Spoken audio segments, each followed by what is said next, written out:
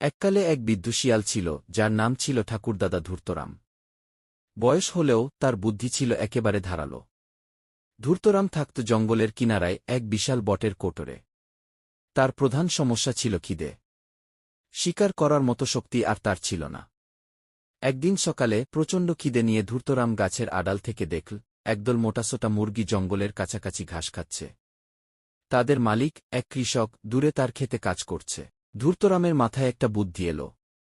সে মুরগিগুলোর দিকে হামাগুড়ি দিয়ে গেল, কিন্তু যখন মুরগিগুলো তাকে দেখে ভয় পেয়ে পালাতে শুরু করল, ধূর্তরাম হঠাৎ হাঁপাতে হাঁপাতে মাটিতে শুয়ে পড়ল। সে তার চোখ আধবোজা করে রাখল এবং এমনভাবে রইল যেন তার মৃত্যু হয়েছে। শীঘ্রই মুরগিগুলো সতর্ক হয়ে তার কাছে এল। সবচেয়ে সাহসী মুরগিটি তার ঠোঁট দিয়ে ধূর্তরামকে খোঁচা মেরে দেখল। আরে বাবা, শিয়ালটা তো মরে গেছে! কি দারুণ খবর! সে চেঁচিয়ে উঠল। অন্য মুরগিগুলো খুশি হয়ে বলল, চলো, এবার আমরা তাকে ঠোকর মেরে মেরে আমাদের অনেক দিনের প্রতিশোধ নেব। একে একে মুরগিগুলো এসে মরা সেজে থাকা ধূর্তরামের গায়ে ঠোকর মারতে শুরু করল। ধূর্তরাম দাঁতে দাঁত চেপে পড়ে রইল, তার চোখ দুটি তখনও সামান্য খোলা। সে দেখল মুরগিগুলো ধীরে ধীরে তার খুব কাছে চলে এসেছে, একদম তার মুখে।